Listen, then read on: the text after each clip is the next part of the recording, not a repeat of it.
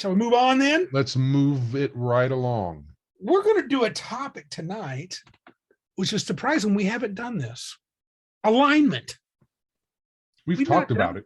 We have, but we've not really dug into it. And that's what I hope to do. So I've looked up a definition. It is a D&D related definition, but because I know, Joe, I don't know where did you mention once that you like Palladiums? You mentioned that in something. Was it on Legion of Myth or some other thing you were on? It may have been on there. I might have mentioned it on our show once or twice, or just maybe when we were talking. So this is a definition of alignment in general, but found from a Google search: the categorization of the ethical and moral perspective of player characters, non-player characters, and creatures. Okay, so what's alignment for, dude? Why do we have it, especially in D&D? To identify. Okay, so I think early on it was to identify whether you're with the good guys or the bad guys. That's what I thought. That's simple. You good guy, bad guy, or are you the dude that's sitting in the middle? Right.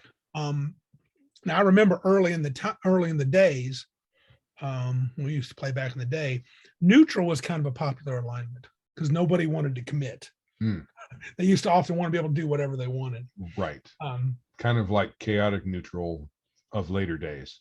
Is that a tag that you need on your character? When I ask that question, I mean, because I've gone through phases. I've gone through, when I first played D&D, it was just part of the game. We played alignment. I was a stickler for alignment. I mean, I said, everybody's got to have an alignment. You couldn't choose not to have one. And then when I got into the Planescape setting, it had me, because it was more about philosophies, and it regrouped people, like groups of lawfuls work together, a group of chaotics work together, whether they were neutral or good or whatever. It got me rethinking about alignment. And then eventually I started saying, what is alignment? Who needs it? Toss it. And then now I'm coming back to it as a general. To me, it's not a handcuff. What do you think, Joe? Right. We shouldn't look at alignment as a handcuff, though it is a guide. Mm-hmm. So I know in one of the most recent WotC books, they call it a role-playing aid, and that it identifies the character's moral outlook, but does not direct the character's actions. However, that's kind of a silly statement, because your moral outlook does kind of direct, maybe, but how closely it dictates your actions depends on your conviction. So if you have this moral outlook, but you're not really married to it, you're like, yeah, I was brought up that way, but, and I believe it, but, I'm weak, so I'll do, I won't necessarily follow it. Now, you might be able to say that person's alignment isn't really that thing, whatever that thing is. But I don't think that there is a conviction component to alignment. There is just the outlook. This is your outlook. And maybe there should be. Maybe we should have a conviction. Well, then you're definitely allowing a game rule to put strictures on the behavior of your character. So then ideas of player or player agency are going to get brought up. However, if your character can just act however you say, and it doesn't really matter, on a whim, on a whim, I'm going to do this, I'm going to do that, blah blah blah blah blah. It's not really all that interesting. However, if you have a structure to work within, then some situations are going to prove challenging to overcome. Yes. So if you are a definite good guy who won't say, we don't deal with terrorists, right? Yep. You're a terrorist, I'm not going to give in to your demands. We don't negotiate. But so then a situation arises where if you don't negotiate, there are consequences, so that then you have to, your actions are going to be more circumscribed. You're going to have to figure out what to do in spite of your beliefs, but you don't necessarily sidestep them. You Right. know, you have to, Yeah. okay, this is my belief. What can I do and not break my own moral code? Or deal with demons. There's a demon. Hey, I've got your parents locked up in hell. You have to deal with me. Yep. So if you've stated, or your alignment is lawful good, you're not going to want to work with a demon. Right. So you're going to have to work that out, and it's going to be a challenge, and it's going to be interesting.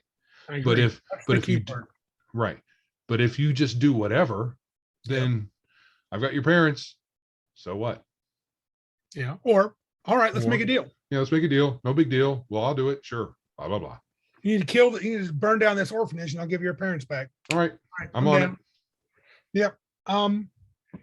Yeah. So alignment has this. It's pretty, to me, not only is D&D the first role-playing game, and we're going to get to Palladium and some of the others. There are other and I didn't do an exhaustive research. I just actually looked at Reddit a little bit and just a quick run through to find games that. I'm going to grab a Palladium book. I've got one right here. Oh, cool. Yeah. So I did a quick run through just to compare the D&D alignment system to others. And I've got Pendragon, which I know nothing about. I've got World of Darkness, which I know little to nothing about. And then I've got Palladium, which I have at least in front of me in a way that I can reference. And Joe just grabbed the book. I have it on a website too, Joe. Good deal. But I wanted to begin with D&D because that's where, to me, probably the father of alignment. And OD+D, I actually copied and pasted from my PDF. Here's what it says in the OD. This is all it says, I think. I could be wrong. It's all it says in the 3 little booklets. Character alignment, including various monsters and creatures. Before the game begins, it is not only necessary to select a role, but it's also necessary, role being your character class, necessary to determine what stance the character will take, law, neutrality, or chaos. And then they give a list of monsters that are lawful, neutral, or chaotic. By the way, elves were lawful back in the day. When they were neutral initially, then they became lawful, and now whatever. So that's all they said about alignment in the original books. So that was the longest, and the clerics were lawful. So were those words defined? Law, neutrality, and chaos? Oh, no. Wow. Yeah. So figure it out. Now, that's fine. Okay. That's perfectly fine, because the old game was more into having a loose structure and then telling the DM and the players to figure it out. And the DM, every DM was different. It was there were table rules. Look, his concept of lawful. I mean, you can think of all the debates we've had. That's not what a lawful neutral character would do.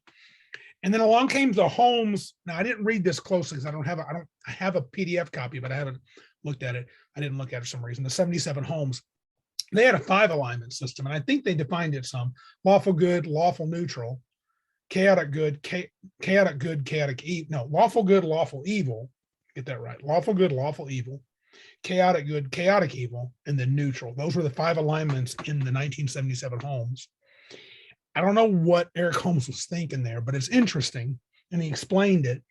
And then Beckney, a rule cyclopedia, went back to OD&D and did lawful, neutral, and chaotic, but defined it. Okay. So lawfuls believe that everything should follow some sort of order, obeying rules, natural way of life. They tell the truth, obey laws, keep promises, care for living things, for all living things. Obey laws that are fair. Did it say that? Yes. Obey laws that are fair. Thank you. Now, talk about vague. Yeah. The word fair. Fair to whom? Mm-hmm. But that's the thing. Those are going to be arguments people get in the real life. Correct. Just think of just arguments within the political sphere that people who are supposed to be similarly aligned in the political sphere might have amongst their own people. Here's the fascinating thing. So when I was running through the Reddit forums and stuff on this, which one was it? Yeah. So World of Darkness, I assume they have a moral system that rates 1 to 10 how moral you are. This I thought fascinating, and I highlighted it in the notes. Yeah, I saw that. A 10 would be people who believe even lying is a sin, and 1 would be a deranged psychopathic killer. So I guess I'm a 10. Yeah, because I think lying is, well, even forget sin. I think the idea is that it's wrong. Wrong. Yeah, lying is wrong. And it's like, but that's not prescriptive either. Just because you believe it's wrong doesn't mean you won't do it. Right. I said before that I believe we as people, human beings, are hypocritical. Can in be. general. And I don't mean that. I think I have reasons why, but I think we struggle in our nature. I can state a lot of things that I believe are true. And most of the time I can have strong convictions about them. I don't think you should do this, shouldn't do that. And then one of them or two of them I might do, right. because of the situation. I think that's less hypocritical and more that humans are prone to error. I agree. Humans are flawed. And temptation can overcome the, the purest of thoughts. Temptation can overcome if you let it.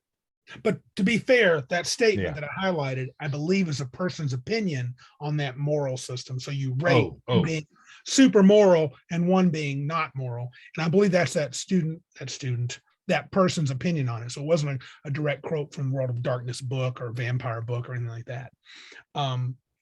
But a numeric rating system is definitely more wiggle room. But back to Beckme. And so chaos is the idea of randomness and chance.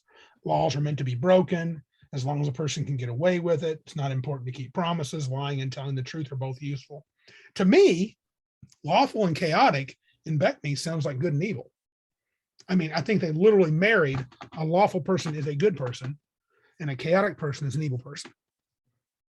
But evil people can be very regulated and lawful too.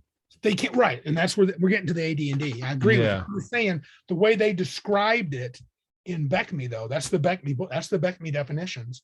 They said it is important not to keep promises, and lying and telling the truth are both useful. As a chaotic person, so it means they don't really give 2 craps whether you lie or tell the truth. Right.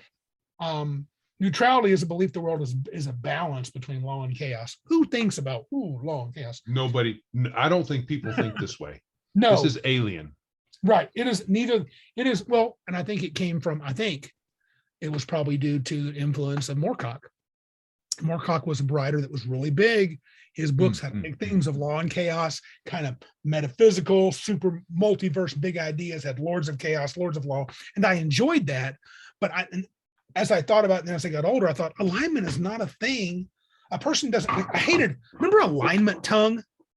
Yeah, it's dumb. Alignment language, that's the dumb, I'm speaking lawful evil. No, even when I was young, I was like, that's stupid. Who speaks an alignment tongue? Now, what you can do is, instead of using a different language, let's say English is common, right? Just for arguments purposes, right? A lawful good and a chaotic evil are still using English, but the concepts they're talking about might be difficult to grasp because you're not seeing things from their perspective. So they might, a chaotic evil person would say, what do you think of blah, blah, blah, blah, blah. And the lawful good person would say, what are you talking about? Right. I don't understand anything you just said. You just spoke in circles or whatever. Well, yes. And that could be just because the points of view are so far apart, it's hard for them to communicate, even when using the same language. But they are still using the same language. So calling it a language is kind of weird. Right. It's more of a, like I said, a perspective. It wasn't in the neutrality, the individual is important, but so is the group. 2 sides must work together. That sounds weird. I get it, but and then I thought, I really think AD&D, and I've married AD&D 1E and 2 together with 3.X, had the 9 alignment system. Right. And that's where you had a lawful chaos axis and a good evil axis and neutral in the middle. So you could have any one of the 9. You could have a neutral evil. You could have a chaotic neutral. You could have a lawful good. You couldn't have a lawful chaotic because they're on the same axis, but you couldn't have a good evil, and you could have a true neutral. I think that's a better a better way to break down into more types of people. And a lawful good paladin and a chaotic evil assassin sit down in a bar. And this is getting to alignment tongue. Here's the closest I could envision it. And they're talking about their days, what they've been up to the last week. They just met, say the assassin offered to buy the paladin a beer. They don't know each other. They're just sitting and chatting. And maybe they get down a discussion that involves a moral thing, like going to church this Sunday because there's the festival of light. And the assassin's like, why are you doing that for? I'm a paladin. So I get it. You're a big night guy. You don't have to go. Why are you going to church? It doesn't really matter. Why are you doing what the man's telling you to do? And just their discussion could be a hint as to their opinion on things. And the paladin and the assassin could be like, oh, I kind of get how this dude is. That's the closest you could come in my mind to having a language where you just understand where this guy's coming from. Now, it would be pretty hard to pigeonhole, I'm going to pigeonhole that assassin into chaotic evil.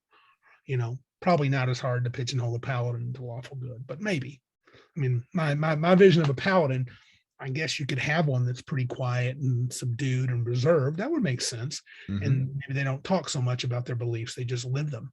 Right. So, but yeah, so I mean, I remember that's the system we played most of the time, was that 9 alignment system. What do you think of that one? Well, it's very familiar. Yeah. But we always had arguments. Always had arguments. Yep. I think that having it show up on a chart and you say, here's the alignment chart. Well, it's a nice chart, but I'm not sure if the 9 alignments are pigeonholes, but I don't know. They're very familiar. They're easy to in some respects, easy to understand, although, so here's an argument. Yeah. Chaotic good. Yes. All right. Oh, so yeah. I remember some of that. Whatever's good for me. Right. That's how people would describe chaotic good. Mm-hmm. I'm a good guy. I'm chaotic good. Whatever's good for me. And I'm like, how do you get that out of that description? It's written right there. Well, hold on. Yeah, speaking that is written, here is chaotic good from the Wikipedia, which is, so to be fair, just so everybody knows, I know that 1E, 2E, and third edition, 3.53X, whatever, they didn't quite use the exact same phraseology, but they used the same 9-point alignment, and they were roughly the same. Here's what Wikipedia says chaotic good is. A chaotic good character does what is necessary to bring about change for the better, disdains bureaucratic organizations that get in the way of social improvement, and places a high value on personal freedom, not only for oneself, but for others as well. Chaotic good characters usually intend to do the right thing, but their methods are generally disorganized and often out of sync with the rest of society. Examples of this alignment include copper dragons, elves, and unicorns. So it brings up elves and unicorns. It brings about the idea of a classic person who's kind of a hippie, and he's an activist, but he's got a great heart and he wants to do good things. Mm-hmm. He wants people to do well, but he likes to fight the man, and he tries to mostly seek battles where the man's doing bad stuff. Mm-hmm. And he's trying to fight it. And don't put no chains on me. I ain't gonna put none on you. Let's be free, peace and love, hold hands, sing kumbaya. I don't see that being a person that I'm out for myself. What's good for me? That's a complete misreading, misrepresentation of chaotic good. But chaotic good was for a while the alignment that people tried to cheeseball. Now I say cheeseball because I'm getting to a point. Alignment had actual mechanical effects. If player Gygax especially pushed the idea, if a character steps out of alignment, pop him, right? And I remember doing that, trying to. Now, I didn't do that much. Early on, I kind of did, but I got tired of fighting that battle because it was a battle every time. Mm-hmm. If I thought Joe was doing something out of alignment, I was in for an argument. So, and I'm not knocking Joe, but he's a smart guy and he has his opinions. He doesn't do too many things willy-nilly. And so it was like, yeah, he probably had a pretty good reason for doing it. I mean, maybe he didn't, but he would argue it. And we were younger. We loved to argue with each other, so it didn't matter. Whether he was really right or wrong, if I was wrong, it didn't matter. I Here's another one. What about chaotic neutral? Yeah, dude. Yeah. So if you couldn't convince the DM that chaotic good meant whatever's good for me, then you would have to default to chaotic neutral. Correct. And that's probably where you should have gone first. Yeah. Here's chaotic neutral. It's got a very short description compared to chaotic good. A chaotic neutral character is an individual who follows their own heart, usually shirks rules and traditions. Although chaotic neutral characters promote the ideals of freedoms, it is their own freedom that comes first. Good and evil comes second for their need to be free. Examples are barbarians, rogues, and some bards. So yeah, whatever's good for me. When they say that, that's the most, thing, whatever's good for me. So we had a lot of players that always played. We thought it was to get away with whatever you want alignment. Right. What's good for me now, which is kind of true. Chaotic neutral was a pain in the butt. So if you didn't want to choose an alignment, you wanted to be able to just do whatever that the situation called for, chaotic neutral is your buddy. Mm-hmm. Oh, if you're going to use alignment at all. Right, if you are. Yeah. So what did you think of what did you think if a lawful good paladin does something that's quote unquote chaotic and he gets nailed with, I lose my paladin abilities and I must atone? Or if even back in first edition, I'm a chaotic neutral thief and I go help the babies, save the babies from the evil monsters, and I go give gold, I tithe to the church. So, hey, you're being good and lawful. Bam, you lose experience points, or bam, you lose a level. What did you think of that? Well, I've always thought that the only people that should get penalized for acting out of alignment to to a harsh degree would be those whose class calls for that, like the paladin. The monk. Remember the monk? Cleric, it all depends. Druids. Yep. Okay. While we're talking about druids, we can also talk about neutral and balance. Because that was the first time I saw something in a game book and I said, well, that's totally stupid. The early description of neutral was talking about people who would help one side in a battle.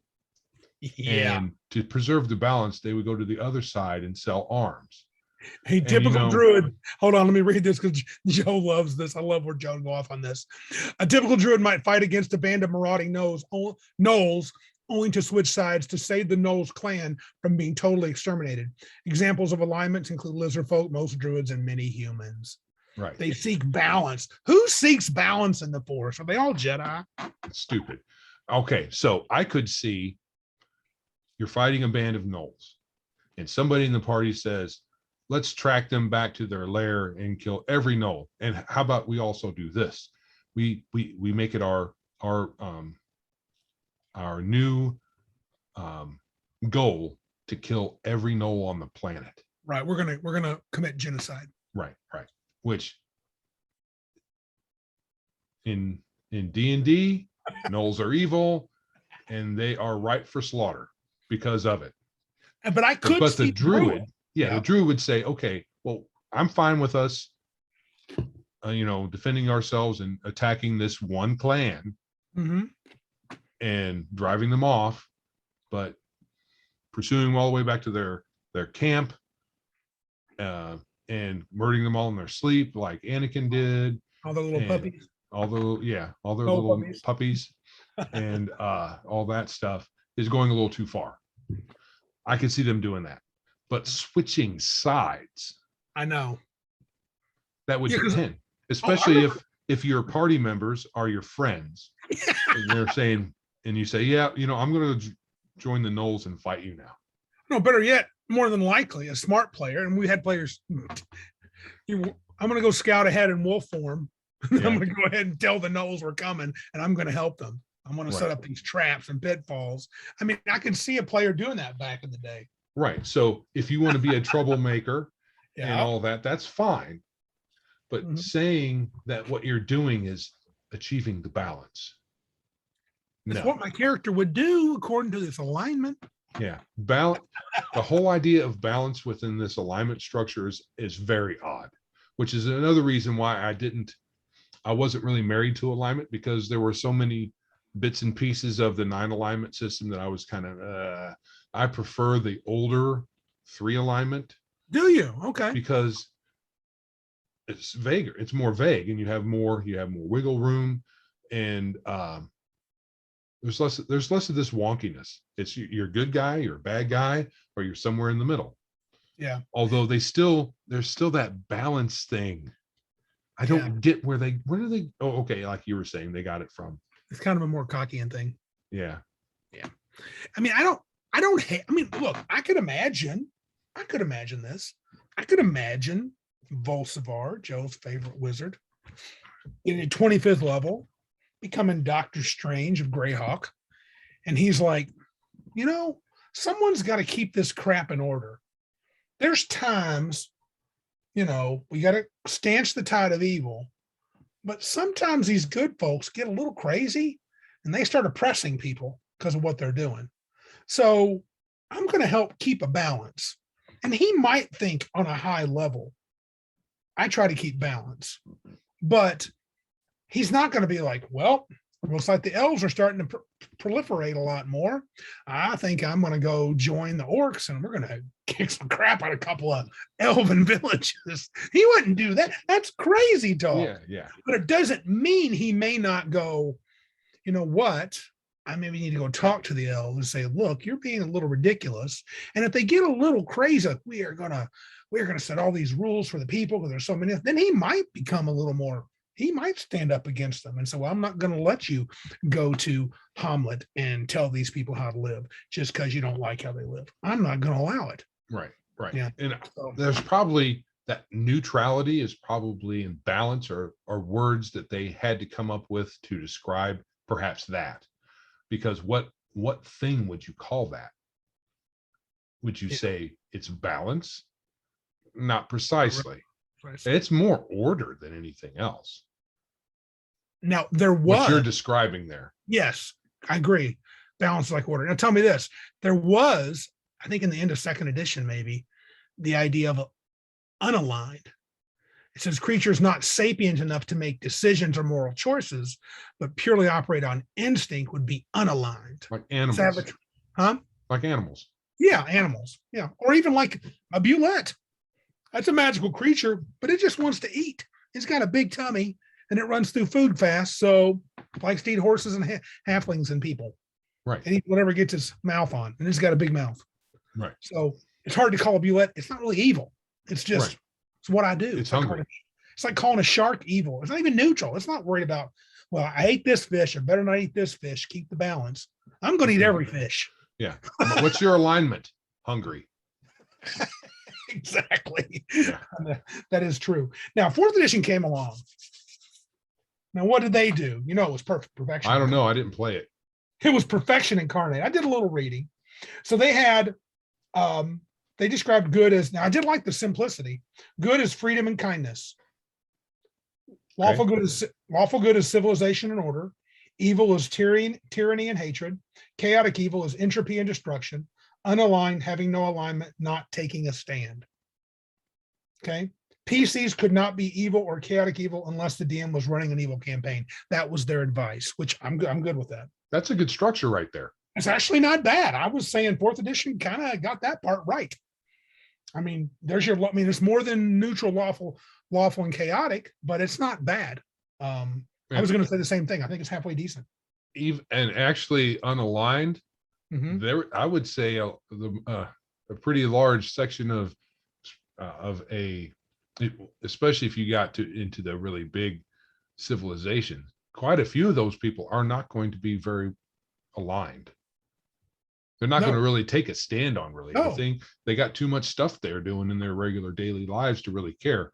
And I've got to feed my family. Get out of my face. Yeah, I'm not worried about your big crusade against the necromancer or against the dwarves because they're the Duergar. I don't care. I gotta go. I gotta go farm this. I gotta go till this field.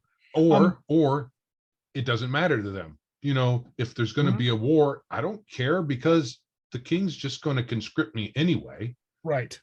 Whether I take a stand or not, Yeah. it doesn't matter. I'm just going to Really go not fight. I'm not mad at those people across the mountain, but apparently we got to fight them because Right. they're trying to take our land. And okay, the king's going to make me. Yeah. Yeah, not bad. Fifth edition, I had the link there. They had all 9 alignments. They definitely streamlined it. According to this D&D official 5e wiki, for example, lawful good was creatures can be counted on to do the right thing as expected by society. Chaotic neutral, creatures follow their whims, holding the personal freedom above all else. Very simplistic. Lawful evil, creatures methodically take what they want within the limits of a code, tradition, or loyalty or order. Code of tradition, loyalty or order. Then they give examples like devils and blue dragons and hobgoblins and things. What do you think of those? Have you linked to that? Can you take a look at it? Well, Is that too much? Well, I think some of this is kind of like chaotic good. Creatures act as their conscious directs, which is fine, with little regard for what others expect. I guess it just seems a little well, maybe that's chaotic. Yeah. We think with alignment, but you definitely lean toward with alignment, less is more. Yes. Yeah, that's true. Yeah. So what about the Palladium system? Let's talk about that. All right. It's going to be a little bit of a contradiction of what I was just saying about less is more, because I think Palladium is a bit more, there's more detail. Yep. So with their alignments, they have good alignments, selfish alignments, and evil alignments. The good alignments, they have a discussion about neutral. There's no such thing as an absolute or true neutral. All people tend toward good or evil or self-gratification. Oh. An absolute true neutral could not make a decision, go on an adventure, kill, or take any action, whatever. I agree the true neutral thing is kind of alien. Yep. I do. In real life, people are a mixture of the duality that we have of capacity for good, capacity for harm, and we struggle with that. That's the real life. But I think true neutral could be accomplished by a deity or an alien. An alien, right? Someone who's, to me in D&D world, it's definitely, to me it feels like a deity because they would be I'm above all the quabbles. So good and evil mean nothing to me. Right. I want to make sure this world survives and I like it the way it is. So I want to keep things. Good starts getting too big, now boost up evil. Evil starts getting too big, I boost up good.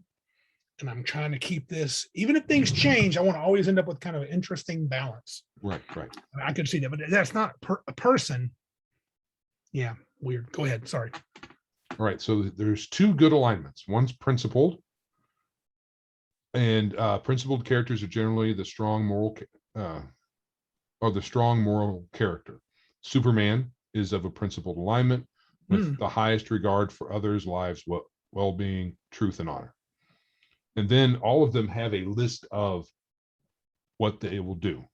So principled characters will always keep your word, avoid lies, never kill or attack an unarmed foe, never harms an innocent, never tortures for any reason, never kills for pleasure, always helps others, works well in a group, respects authority, law, self-discipline, and honor, and never betrays a friend.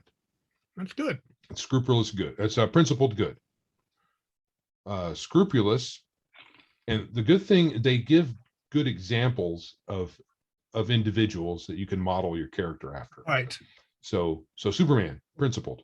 Yes. Scrupulous. Yep. Have a high regard for life and freedom. This type of character is typically portrayed in many Clint Eastwood and Charles Bronson films. The vigilante that works beyond the law, yet for the law, and the greater good of the people. That's also kind of like Batman. I was going to say, I was thinking Batman the whole time you're reading it. Another list, but I don't think I'm going to read it for everyone. Sure. It's fine. But you get the idea. They're still not terribly detailed. Yeah. But enough, and it gives good examples. They're So playable. they're These playable. are playable. Yeah. So there's the selfish alignments, unprincipled and anarchist. And unprincipled would be Han Solo, especially early on. Mm-hmm. Maybe in the other movies, he might be more scrupulous. Yeah. Yep. An anarchist character. Do they have an actual? No. But it's a longer description because they don't have a person that they're pointing at. So the type of character likes to indulge himself in everything. They're the insurgent, con man, gambler, and high roller. Oh, who's the pirate in Pirates of the Caribbean? Oh, Jack Sparrow. Jack Sparrow. Jack Sparrow. Though he becomes a little more scrupled later. Right. Then they get into the evil alignments, miscreant, aberrant, and diabolic. And they go into detail about those. Yeah. But I believe the aberrant's kind of like a lawful, be close to a lawful neutral. They have their kind of code. It says they never torture for pleasure, but will use it to extract information. They don't enjoy, but they have a code and a plan. the diabolic. No, that's the aberrant. Well, it says here the cliche that there is no honor among thieves is false when dealing. Oh, okay, aberrant. Yeah, that's the aberrant. Driven to attain his goals through force, power, and intimidation. Right. Classic anti-hero. Superman's main adversary, Lex Luthor, probably aberrant. Thanos. Yep. Yes, perfect aberrant. You might call him lawful evil in D&D. You might. Right. The miscreant is, I mean, it's very descriptive. Thug. Yeah. Person. Yeah. And diabolic is probably like the devils and the demons especially. Yeah. Megalomaniac, violence, and most despicable. Cruel, brutal, killer, trusts no one, and has no value for any life other than their own. And that's not Lex. No. Lex cared about other people. He did. He had people he cared about. He had his own code. Superman was in his way. In Smallville, Superman was an alien that threatened the world. That was the reason he was against him. Right. Yeah. Aberrant he saw Superman's power as a threat to the world. Aberrant aligned characters find these unhonorable people just as revolting as a good aligned character. Yep. Yeah. Yep. So I think that there's a lot to be said for the Palladium alignment system. Yeah. I think it, especially if they could have thrown in some examples like they did with the good guys, I think it would be a little better. But we were able to figure it out pretty easily, I think. Yeah, I mean, I think, like, to me, the Joker's a classic diabolic. He wants to see it all burn. Yeah, and a miscreant's like seeks out power for himself, anything to make himself more comfortable, lie and cheat indiscriminately, kill for sheer pleasure. That dude from, remember the first movie, The Mummy, with Brandon Fraser? Yeah. That guide friend of his, he was a miscreant. I think he would do whatever it took to get what he wanted. He wasn't particularly like, I mean, because he was a dirty dog. He turned on him pretty quick. Oh, that guy. Yeah. That guy, his little buddy. The little squirrely guy. Spoiler here. Who had spoiler, who had the 50 different, the 50 different holy symbols. Yeah. Hold on a second. I've got to quiet my dogs. Can you hear my dogs? Yeah. Yep. Hold on. So so I agree with you. I think there's a charm to the Palladium one. What do you, besides all these different systems and the alignments, they're all kind of similar. I think the ones like Pendragon and World of Darkness, which use a number scale, I don't know. Okay, so I think they could serve different purposes for different types of play styles. Okay, I think folks who want alignments to be definite, right? I think they're better served with Palladium. Agreed. This is what a scrupulous guy does. Right. If you want an alignment system that's codified but has wiggle room, then you can use a lot of the other ones. Most of them even let's say the fifth edition SRD is what we're looking at for Yeah. fifth edition ones. Yeah. It's a one line. Yeah. And it's not, you got a lot of wiggle room in the one line. Not real prescriptive. And old D&D just has a word. And figure it out. Lawful, chaos, neutral, even Beckme. They describe it a little bit, but it's pretty open.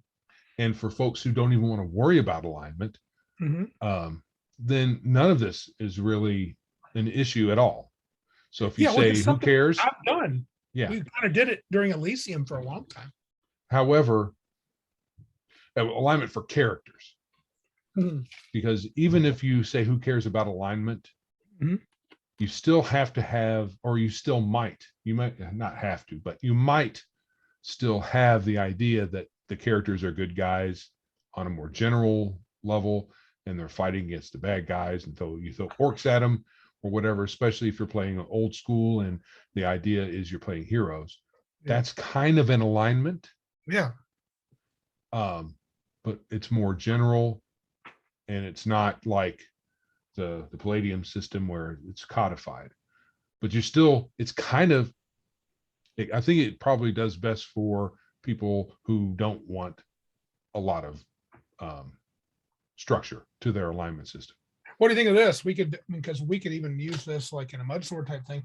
What if your alignments were heroic, mercenary, self-serving, and unaligned? But self-serving might be more mercenary.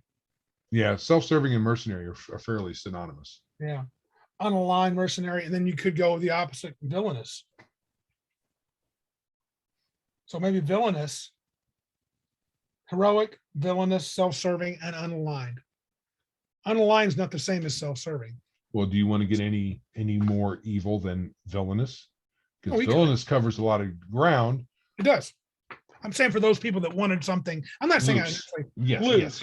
And I was just saying for mudsword, but I'm kind of leaning a little bit toward the 9 alignment system, but I also I'm intrigued by Palladiums. You can have two different things going on in a campaign, and for a rule set like we're imagining here. We could have the world, the setting, the things that we describe. It's pretty much obvious who's the good guys, who's the bad guys, and then there's going to be a bunch of people where it's not very obvious. Maybe they're somewhere in the middle. As far as when we come down to the rules, though, I think it's less important for a rule system to dictate and more important to have options. So you can have a Palladium system or a D&D system or a middle D&D. We'll call the 1E, 2E, 3E the middle D&D, and then the old D&D, really vague. And you could have different options and just let the group, the different tables do their thing. What about 13 days, where they basically ignored it and just said you can slide these in if you want to? Right. It's only as important as your table wants it to be. Just like just about any other rule. I guess what we might do is just decide on something. Right. And then just have some language in there and say, this is the core rule. This is what we do, but it's up to you to do whatever you want. I've said this multiple times over the last few years. I just want some consistent character. You play your character consistently. Don't be every time you show up, you're kind of acting lawful goody, then you're a miscreant the next time, and then you're super heroic the next time, and then you're on the line, you're careless, you don't care about stuff. I mean, you can do that if that's kind of your character's deal. If like, my character's a lunatic. Right. He just moods hit him and that's what he does. Okay. Right. But that shouldn't be every time you play. What kind of character you're on? Oh, lunatic. Oh, no, lunatic. Right. I just want to do what I'm in a bad mood today, so I want to be bad. Yeah. I'm in a good mood today, so I want to be good and generous. I mean, I don't know. Now, something cool you might do though is say, I'm in a bad mood today. My paladin's going to lose his abilities today. And then we could have him atone. That'd be a new thing. But Yeah. you probably would want to discuss that with the DM first. Yeah, Because I think the DM, because you're kind of taking control of things. Yeah. So what you might do is say, hey, this is what I want to do. What do you think? Speaking of the Paladin, that's a good question. Mm-hmm. Do you think it's the DM's right purview job for when a Paladin or character where alignment's important, their conviction, their code, to call a player out when they do something against it? Or is that just going to lead to unnecessary debate? Well, I don't think you call them out necessarily. You just say, if you proceed with this as per the rules for your character class, this is what's going to happen. Yeah. And then there's not really debate. Right. You don't, I mean, the player might want to say, what are you talking about? Blah, blah, blah, blah, blah. But then you say, no. You're a paladin. You're getting ready to murder a whole orphanage full of kids, Anakin, and you're no longer going to be a paladin after you do that.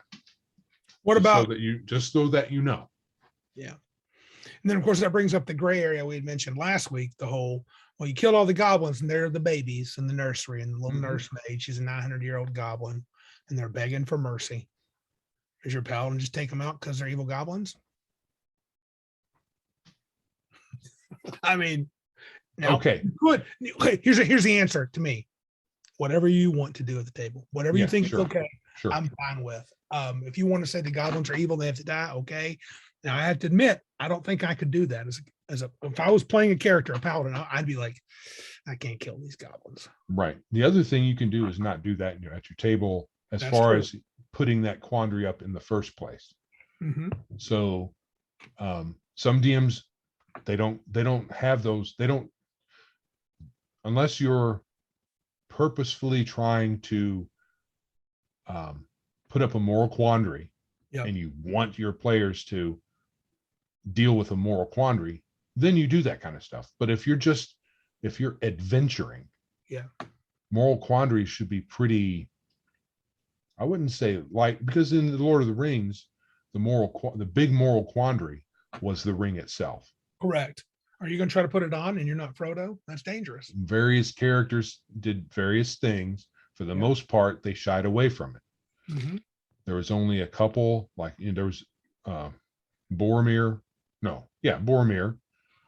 who actually tried to take it. Everybody else that he offered it to, initially they were like, no. Yeah. So did they really deal with the quandary or not? Right. No, except for Boromir. It was discussed.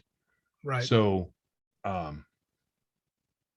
that being said, if you want to be a DM who likes to place moral quandaries for their characters, sure, have the baby goblins or gnolls or whatever.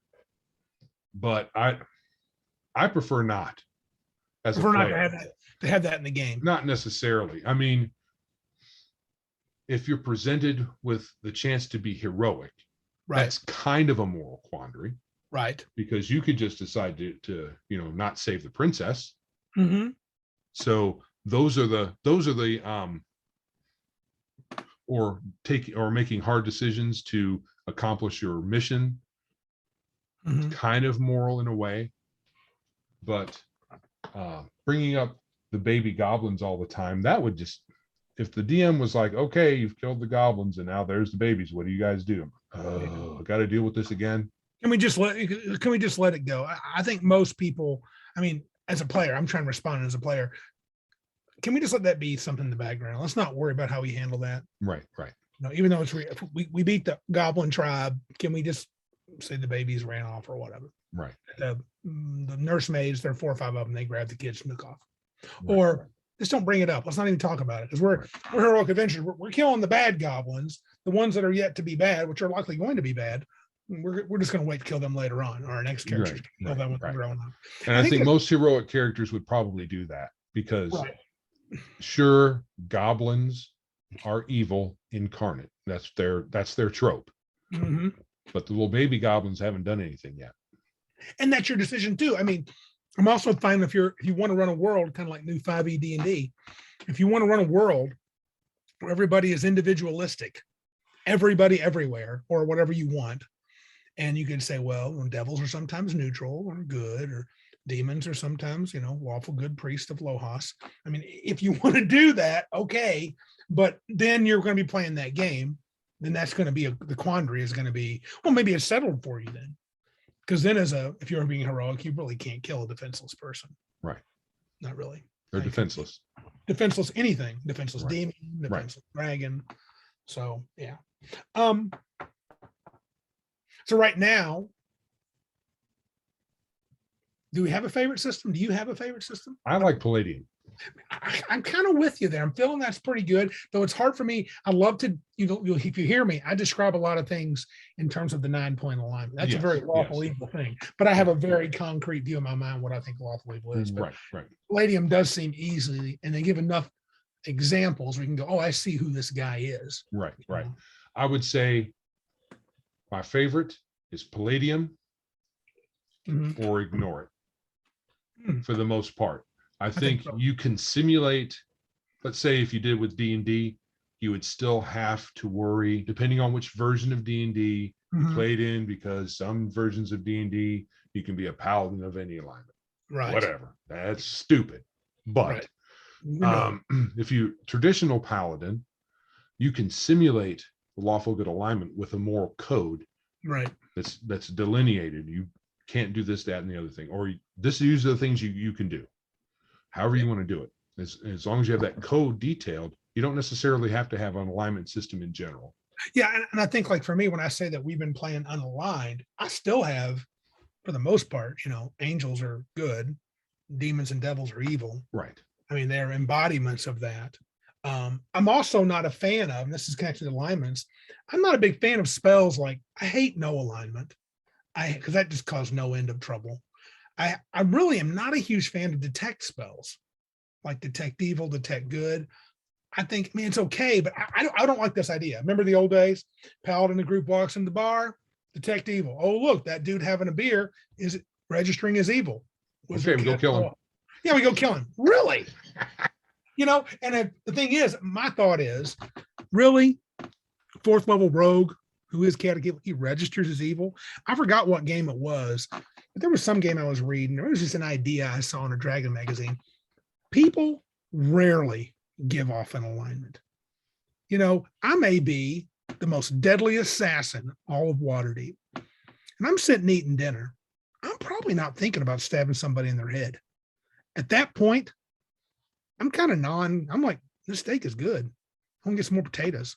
Right. And the paladin detects alignment. Now, it could be that I have done such evil things and have made pacts with dark beings that my soul is stained. Right. And it could be a rare character who would give off evil. Or I could be I've done such heroic things and have been blessed by the gods themselves. Their servitors or solars have come down and touched me on the shoulder and given me divine right that I register as good, or I'm a cleric, a 20th level priest of Orcus. He's probably going to give off a little evil vibe. And those could be I think that could be a rare character that happens. For the most part, I don't even like the idea of someone detecting alignment. It's just stupid. Yeah, whole class of spell can make the game anticlimactic. A fun ruiner. That's what I'm going to take back the word stupid. It can be a fun ruiner.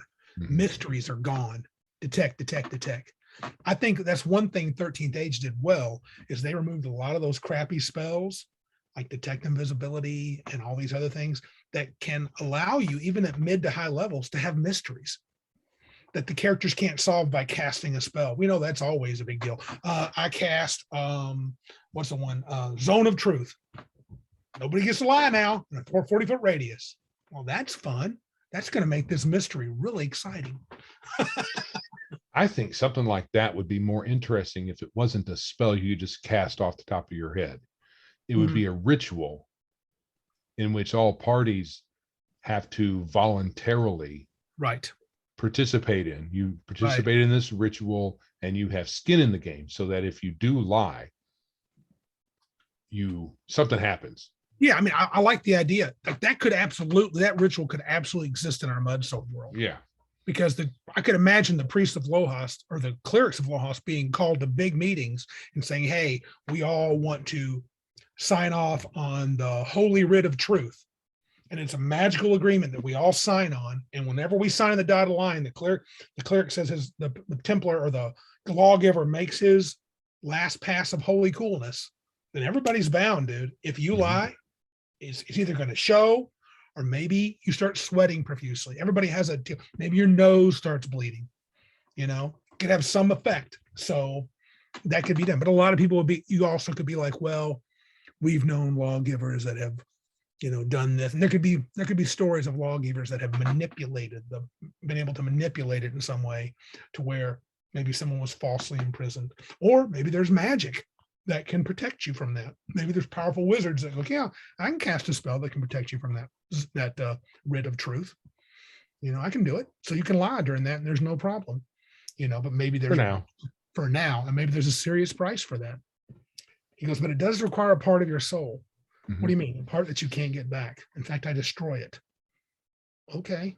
But then you're thinking, what does that do to me? Mean? Right. And he goes, and the wizard be like, it's usually not good. I don't know what to tell you. Yeah, that could be fun. And I like that, because the ritual, that would be a special thing that I think would be fun, even with the characters not knowing about it.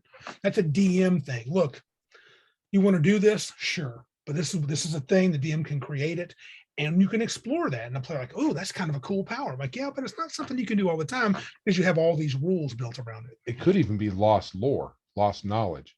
This is something from antiquity that folks used to be able to do. Yep. Just like we talked about one time when playing the Mud, we talked about wizards finding spell books and finding cool, magical, lost lore, right? Lets them do neat stuff. Yeah. Anything else about alignment you think you'd like to talk about or go into further? Didn't we cover that story about from Wizards of the Coast and their new alignment? We did. I think last time about the devils being, they're talking about most things. They're like, devils are going to be typically evil. Angels are typically good. And, that's not a horrible idea. Horrible for me. I mean, I could, but I have a hard time envisioning it just letting them be anything. And I don't know. It'd be a very special devil. Right. I heard this on another podcast. I think putting the word typical next to, okay, and this is a traditional idea of heaven and hell with the game. It's more of a Western construct. Yeah. The farther away you get from it, then the more wishy-washy it gets, in my opinion. But hell and the abyss, kind of same thing, but whatever. Whatever. Now. The environment there is evil. It's an evil place, and everyone there is evil. The people whose souls are consigned to that place are evil. You could get kidnapped and taken there, right? And then someone could rescue you. And maybe there are some unique beings there that aren't evil, but they're probably prisoners, right? Their soul isn't there consigned, but they're manifested being, maybe their whole being. Maybe their physical body is trapped there. Yeah. Their soul is not. Yeah. Right. A la Supernatural TV show. Right. Both brothers ended up in hell at one point or another. Multiple times. And but they still affected them to their core. But the difference between that and a demon or a devil is that those beings, well, depending on, I don't know if old D&D specifically stated this, or if it just came across the lore over time with D&D, that devils and demons embody hell or in the abyss. Yeah, they are reflections of it. Well, if you put the word typical in front of them, that implies that there's some diversity amongst their kind that should not exist. Again, I could picture a unique devil that is not, after many eons, has realized the flaw of evil. He's unique. He's able to think outside that. And he starts to back off, but he's smart. So he knows he's not going to be like going good, but he might have gone a little native. And he finds himself working in the prime material plane a lot more often than going back to hell, because he's like, you know what? I kind of like it up here. Like, what's his name? Yeah, like Crowley. Crowley. Yeah. He's like, I like it here. And you know what? I get it. I gotta kind of pay the piper every now and again, just so bosses don't get upset. But when the adventures run across him, he's like, dude, I ain't looking for trouble. I know you see these horns in this tail. I am literally not about this life. I mean, not really, and you and I don't have to have any kind of issues at all. I ain't looking to hurt nobody. I live above this inn. I pay my rent. Ask that lady. I don't check and see. She's under no compunction. Lawgiver, go check and see if her soul's intact. I'm not messing with that stuff, and on one hand, he's telling, you can get him the zone of truth. And he's like, yeah, he's not doing that, but he's currently not doing that. And every once in a while he's got to do it. And you can say, well, he's technically still evil. Yeah, but he's manageable. He's close to neutral, right? So he would be a unique being within the lore of a particular campaign.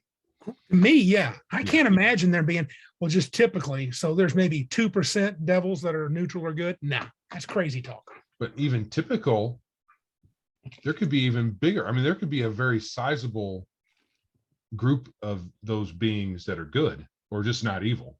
Well, just like the Elistray Drow, the ones that worship, the good Drow that worship the moon goddess or whatever. Right. A big chunk of them now in Forgotten Realms, which is kind of dumb, and they got crazier recently. But whatever. I mean, you do you in your own campaign, but to me, I like devils to be adversaries, demons to be adversaries, angels are on the side of good. But I do like the Planescape approach where just because you're good doesn't mean they're going to like you. Angels could be tough to deal with because they're probably morally absolute at all times. Mm-hmm. Well, we're going to sneak around. No, you're not. We are not sneaking around, but we'll get caught. Oh, well, we will face the evil head on. But that's stupid, irrelevant. What you're saying is dastardly. We don't do that. And neither we. You'd be like, crap, I hate these freaking Solars. Right. You're going to tell a Solar no? No. Okay, we'll do it your way. I'm glad we got you on our side. Definitely. Yeah, so that's true. Yeah, and that's the thing about this. When you have an alignment system like this, it's great for humanity. Yes. Because as humans represent a vast, broad spectrum of different points of view.